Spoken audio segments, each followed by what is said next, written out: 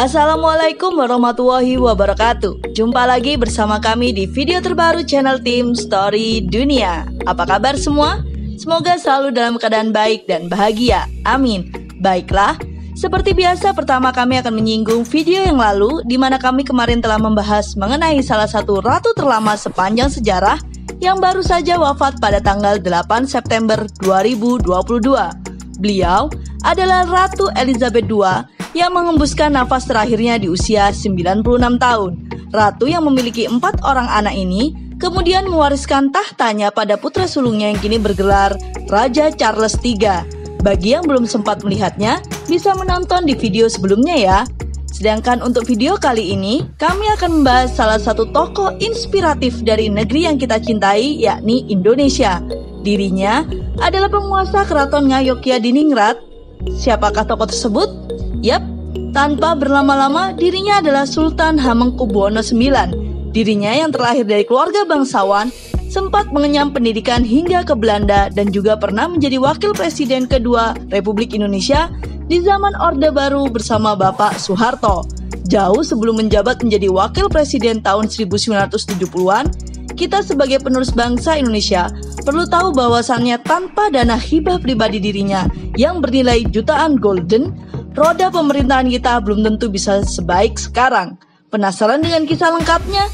Tanpa berlama-lama, langsung saja yuk disimak cerita lengkapnya. Namun, seperti biasa bagi penikmat baru channel kami untuk like, subscribe, dan aktifkan lonceng notifikasi agar selalu mendapatkan informasi terbaru dari channel kami.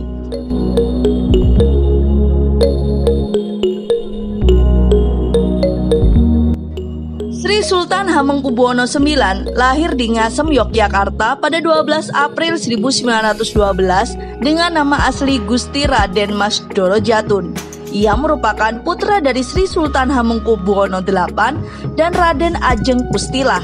Ketika baru berusia 2 tahun, Doro Jatun menyandang status sebagai putra mahkota Yogyakarta. Kemudian, di usia 4 tahun, ia telah dididik untuk tinggal terpisah dari keraton. Doro Jatun tinggal bersama keluarga Belanda bernama Mulder yang menjabat sebagai kepala sekolah Neutral Holland Javanese Jonge School di daerah Gondokusuman.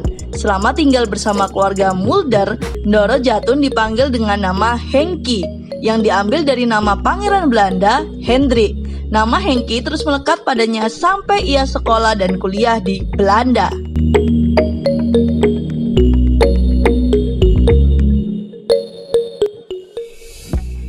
Doro Jatun menempuh pendidikan pertamanya di Taman Kanak-kanak Froebel School dan Esther Euroverslager School B. Setahun setelahnya, ia pindah ke diaman keluarga Koch dan sekolah di Neutral Euroverslager School. Setelah lulus pada tahun 1925, Doro Jatun melanjutkan ke sekolah menengah Hogere Burger School atau HBS di Semarang. Sewaktu sekolah di HBS, ia tinggal bersama keluarga sipir penjara Semarang, Volkwil. Namun karena mereka tidak cocok dengan lingkungannya, ia pindah ke HBS Bandung pada tahun 1928. Di Bandung, Doro Jatun tinggal bersama tentara militer Belanda, Leopold de Boer. Namun, sebelum pendidikannya selesai, ia diminta oleh sang ayah untuk belajar ke Belanda. Ia pun berangkat pada Maret tahun 1930 dengan didampingi oleh keluarga Hofland, seorang direktur pabrik gula. Sesampainya di Belanda, Doro Jatun sekolah di 2 lembaga yang berbeda, yakni HBSB dan Stedelijk Gymnasium. Setelah lulus pada tahun 1934, ia pindah ke Leiden dan masuk ke Universitas Leiden mengambil studi Indologi, yakni studi tentang administrasi kolonial, etnologi, dan kesusastraan di Hindia Belanda. Belum sempat menyelesaikan tugas akhirnya, Doro Jatun dipanggil untuk kembali ke Indonesia pada tahun 1939.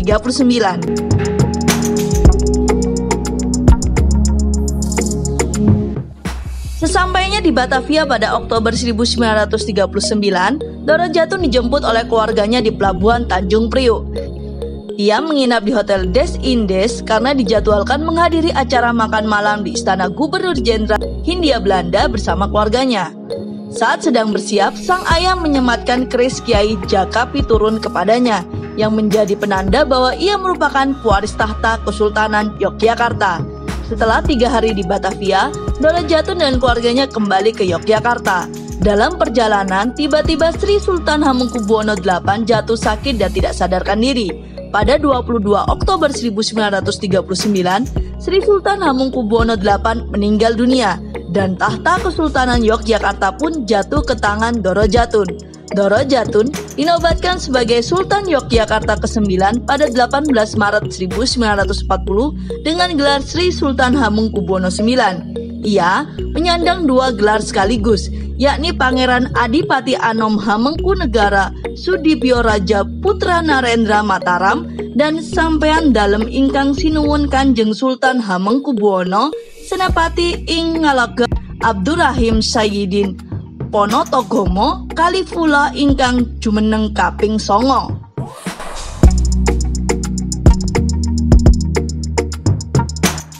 Sewaktu Jepang menduduki Indonesia, banyak penduduk pribumi yang diambil untuk menjadi tenaga kerja paksa atau romusa.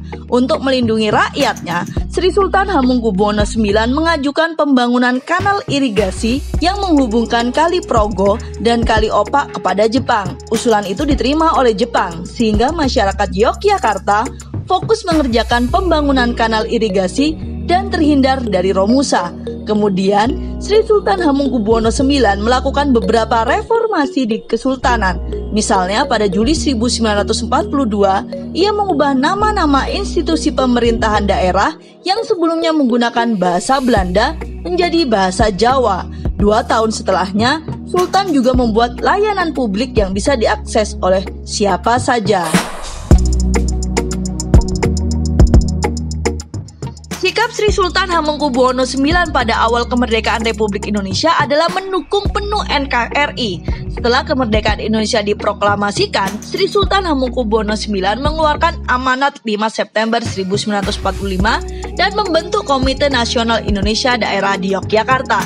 Lewat amanat 5 September 1945, Sultan menyatakan bahwa Kesultanan Yogyakarta masuk dalam NKRI. Pemerintah pusat menerima dengan baik amanat tersebut, yang kemudian mengirim Mr. Sartono dan Mr. A.A. Maramis ke Yogyakarta untuk menyerahkan piagam penetapan kedudukan Yogyakarta yang telah ditandatangani oleh Soekarno pada 19 Agustus 1945.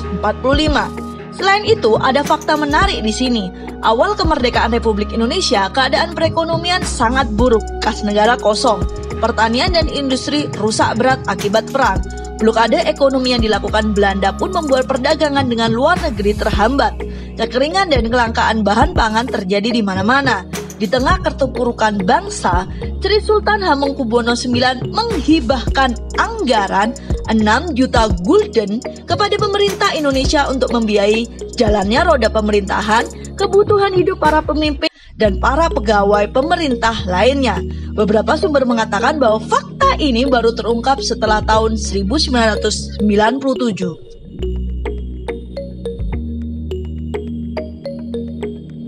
Pada 4 April 1946, ibu kota Indonesia sempat dipindahkan dari Jakarta ke Yogyakarta karena situasi Jakarta yang sangat tidak aman setelah kedatangan sekutu. Melihat kondisi di Jakarta yang sedang tidak aman, Sri Sultan Hamengkubuwono IX dan Paku Alam VIII mengirim sebuah surat pada 2 Januari 1946. Isi dari surat itu adalah apabila pemerintah RI bersedia, mereka bisa memindahkan ibu kota dari Jakarta ke Yogyakarta hingga kondisi aman kembali. Tawaran itu pun disambut baik oleh Presiden Soekarno yang kemudian memindahkan ibu kota Indonesia ke Yogyakarta. Ketika Yogyakarta menjadi ibu kota, Sultan melakukan beberapa perubahan. Salah satunya menetapkan semua bisnis resmi memperlakukan bahasa Indonesia, bukan lagi bahasa Jawa. Sultan juga memberikan sebagian dari keraton untuk dibangun Universitas Gadjah Mada atau UGM.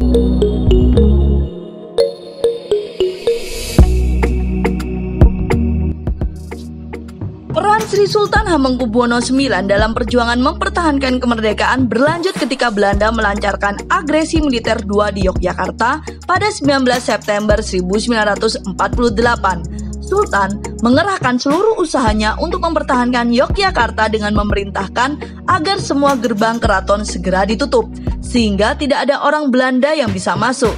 ada fakta juga mengatakan bahwa ketika Sultan memerintahkan gerbang keraton ditutup, Jenderal Spoor sebagai Leger Komandan pasukan Belanda datang mengendarai tank ringan Stuart menuju pintu gerbang keraton dan mengancam akan menerobos masuk.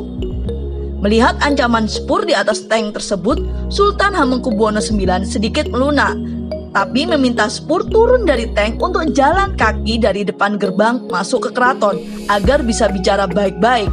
Spoor menawarkan kerjasama dengan menjanjikan banyak hal buat Sultan Hamengkubuwono IX.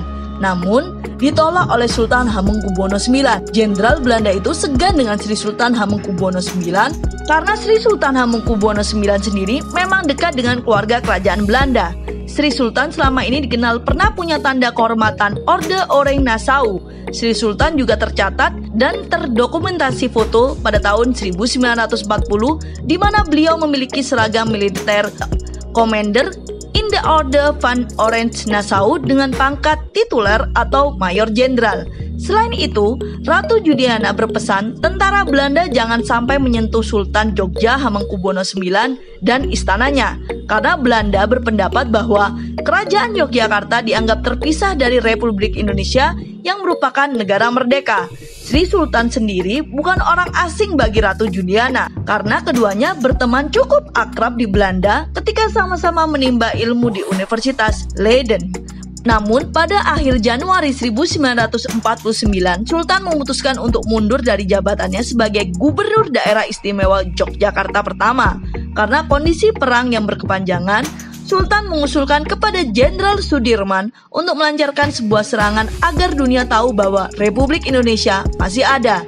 Setelah itu, Sri Sultan Hamengkubuwono IX mengadakan pertemuan rahasia dengan Letkol Soeharto guna merencanakan serangan yang kemudian dikenal dengan peristiwa Serangan Umum 1 Maret.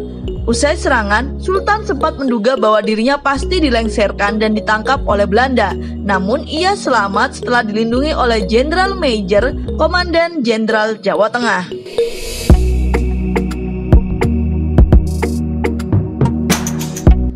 Pada 14 September 1988, Sri Sultan Hamengkubuwono IX menghadiri acara pagelaran kesenian Mataram di Kyoto, Jepang, didampingi oleh Pangeran Mangkubumi.